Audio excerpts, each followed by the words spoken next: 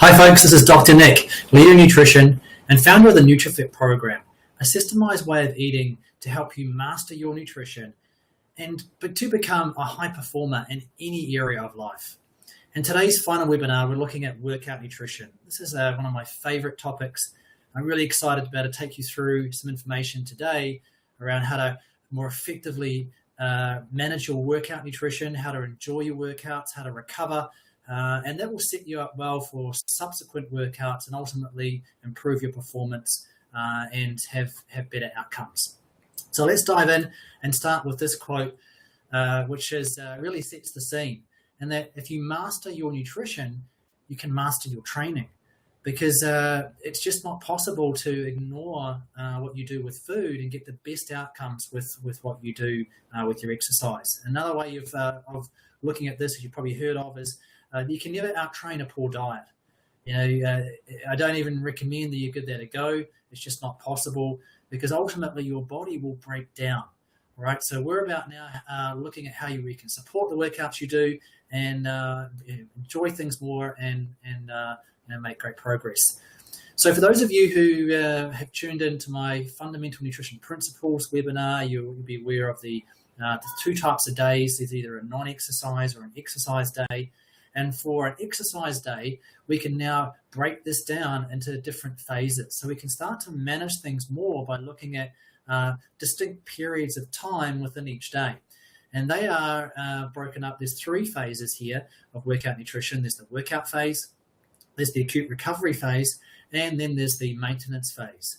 And the workout phase, as it implies, is simply what you do immediately before and during the workout, and that, no matter how long that is. And then as soon as you finish, there's literally a clear line in the sand where you then move into the acute recovery phase.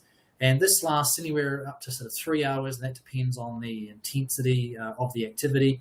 And then when you finish that phase, you'll enter into the maintenance phase, which then extends right through to your next workout, which could be the same day, the following day, or even a few days later. So the three phases kind of look like this in terms of the visual, basic schematic, and this is not suggesting you need to have a morning workout, but just for illustration purposes. If you've got that exercise in early part of the day, and you may do something beforehand, which we'll look at coming up in terms of nutrition. Then you'll work out, and then as soon as you finish, you move into the acute recovery, and you might do some things immediately after. Again, we'll cover that off, and then potentially a couple of meals, and then you'll have the rest of the day in maintenance phase. And it's just acute recovery that's really critical. And I must admit to being very biased in this area, because I spent 5 years in my PhD taking a deep dive into what is it that helps us to facilitate replenishment of glycogen, but also helps us to metabolize fat. And that's that great thing, is that in that acute recovery, we actually burn appreciable amounts of body fat, even while we are replenishing carbohydrate. So it's a very unique period of time. Okay, so let's look at the workout phase. Now, if you get things right in this phase, you can have benefits in a whole number of ways. Firstly, you can have increased nutrient delivery in terms of glucose and amino acids, and you can reduce muscle glycogen breakdown. That's a precious fuel source of carbohydrate stored in our muscle and liver, and also importantly reduce muscle protein breakdown. Because actually exercise is catabolic. You might have heard of that term. It actually breaks you down. And if we don't have good nutrition, we actually then we maladapt. So we actually have a series of essentially muscle breakdown bouts. And without good nutrition, we really fail to have that improvement that we otherwise might do. So good nutrition turns breakdown into building, into what's called an anabolic effect. And then also you can prevent dehydration and maintain good electrolytes, and fluid consumption is critical. We'll look at that coming up also. So in the workout phase, we're going to split things into two areas: endurance exercise and resistance exercise. So here's a key point. Immediately before you have an endurance workout, there is no benefit from either having a snack or a mini breakfast or any sort of meal. Despite the prevailing mindset out there, which is we've got to fuel up, the real recommended strategy is to refuel. And this is actually science backed. There's no evidence that suggests that having any sort of high carbohydrate beverage or food is going to give you an improved performance. In fact, it's actually going to be counterproductive. In my experience personally and with a whole range of clients, it's going to both sabotage your workout and also your weight loss, or your ability to have that ideal physique. In fact, quick story, I worked with an Ironman triathlete exercising 15 to 20 hours a week. And he was gaining weight. So this was not an exercise issue. And when I looked at what he was doing, there was a large amount of food being eaten before his long bikes at the weekend, like a 5-hour ride. So I took that food, put it in after the workout, and some remarkable things started to take place. He felt so much better on the bike. His weight started to drop, so the weight reduction was there, and everything really started to work. Of course, we adjusted a few other things, but the primary adjustment was that pre-exercise eating. And I'm sure most of you know what it's like to have too much food in your gut and then have a workout. It just doesn't work. It sits there. It's horrible and doesn't serve you at all, really. Okay, slight caveat though, for females, they appear to gain a benefit from having a small dose of carbohydrate immediately before, like up to 20 grams, which is a banana at most.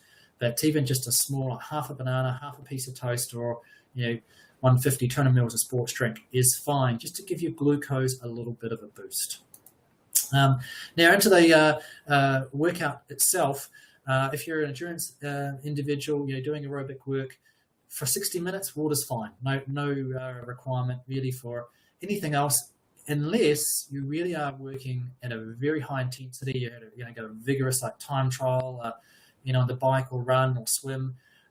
Swimming may be a bit more difficult, but what studies have shown for cyclists is that a small mouth rinse, so just putting glucose in the mouth and then spitting it out, actually improves performance through a central nervous system effect.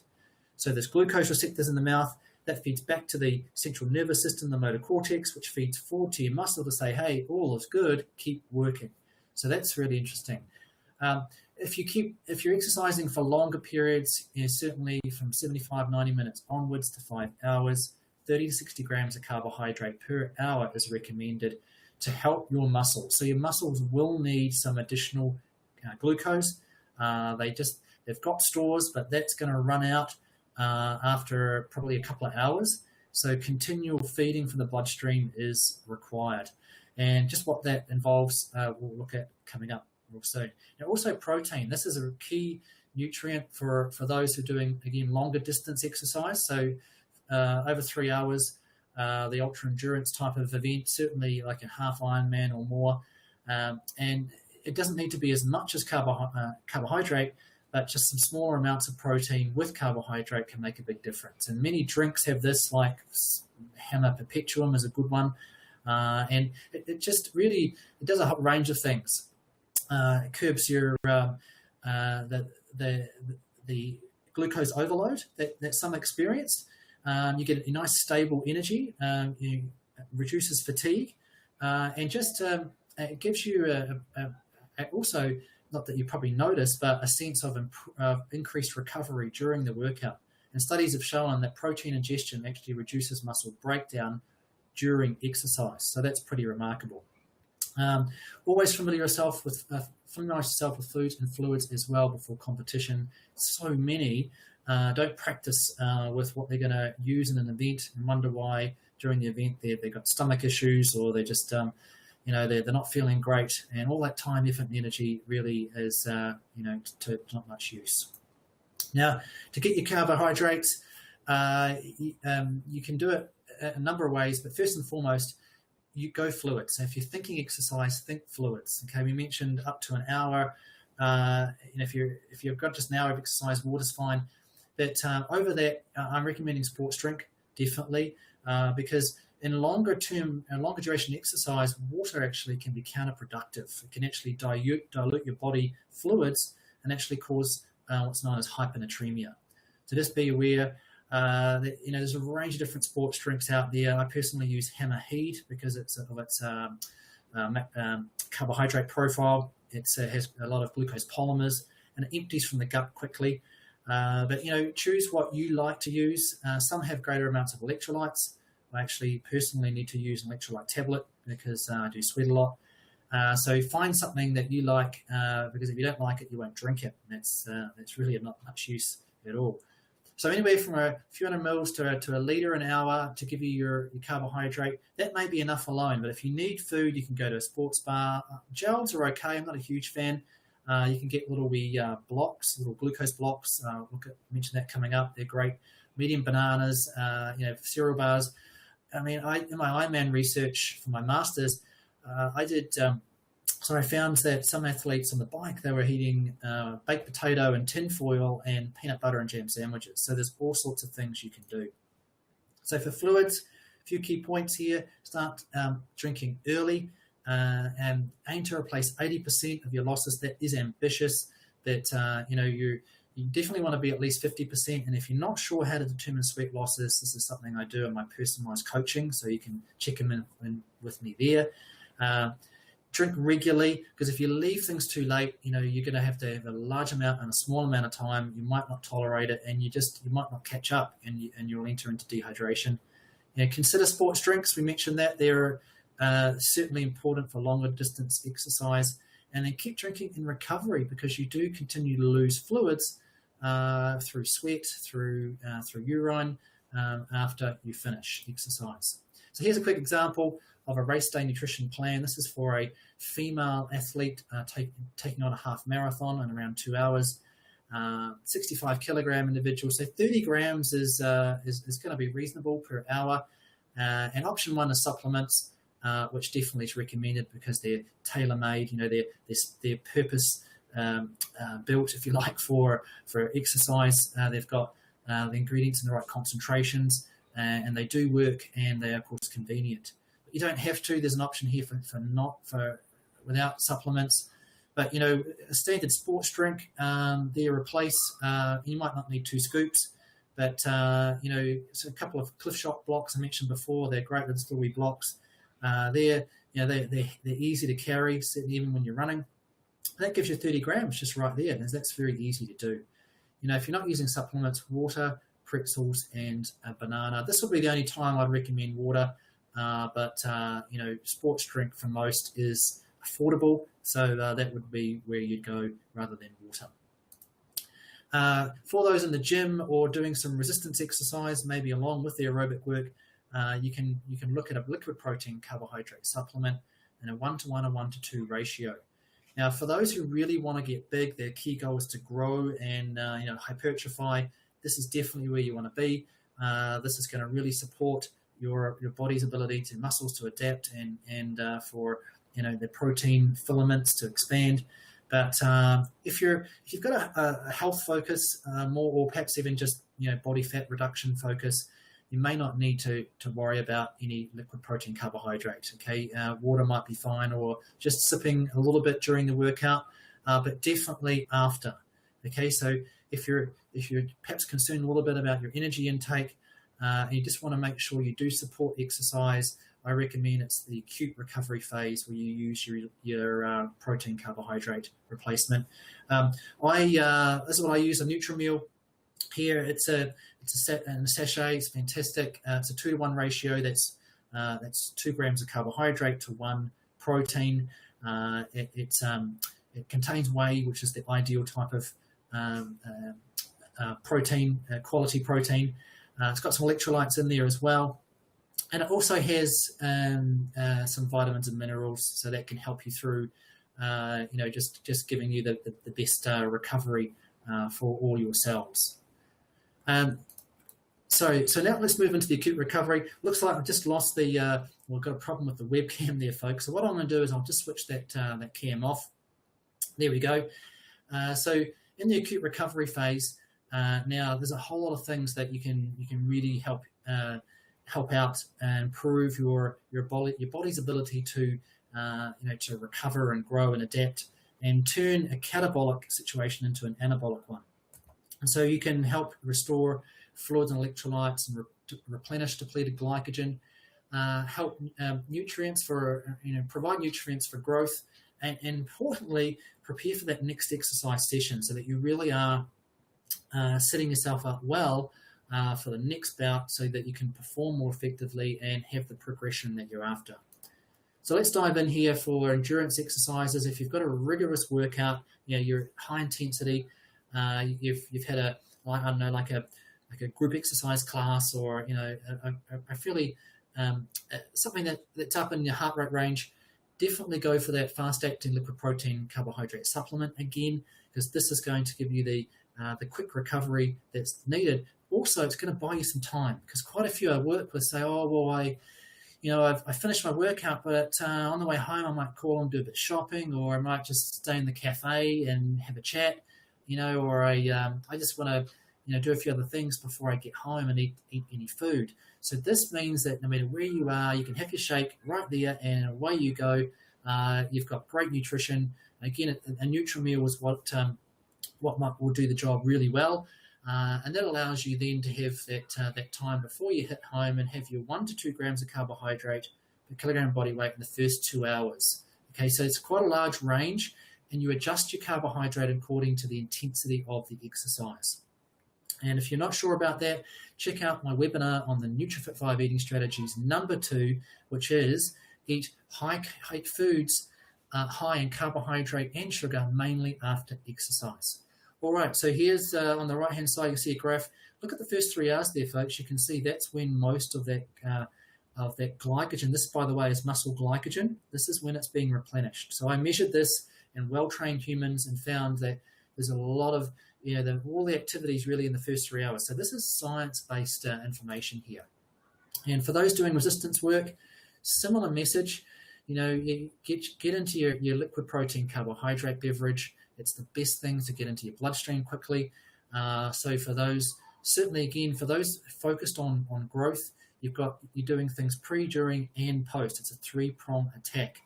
And also then for resistance, those doing resistance work, just like endurance, in the following 3 hours, you probably need a couple of meals. Make sure they're carb adjusted, and they do have some lean and high quality protein. And just on the protein, you'll see on the graph there, because a lot think, oh, but if I'm having some protein, surely if 20 grams is good, then isn't 40, 50, 60 grams even better? And the answer is no, because there is a plateau effect in terms of muscle fractional synthetic rate, or in other words, it's a proxy for muscle protein synthesis.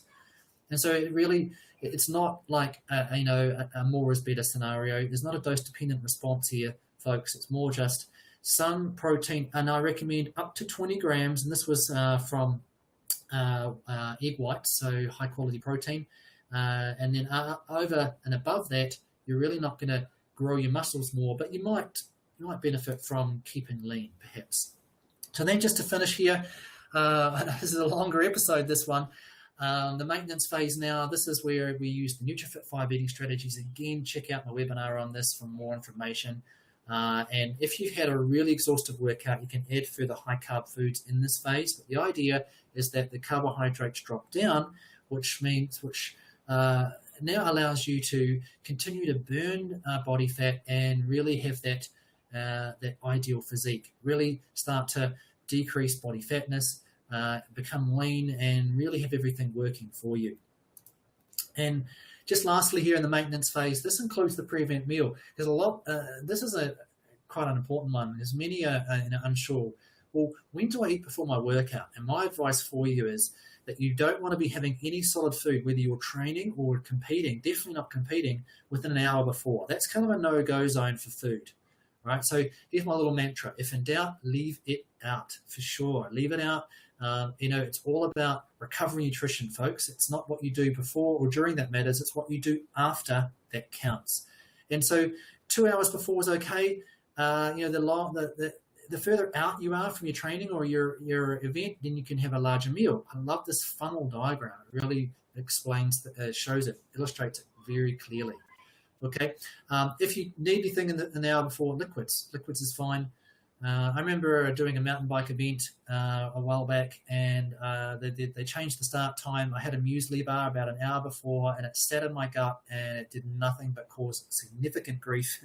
I just finished with enough points to win that state series, but I was dehydrated, and I nearly completely blew it because of a simple muesli bar.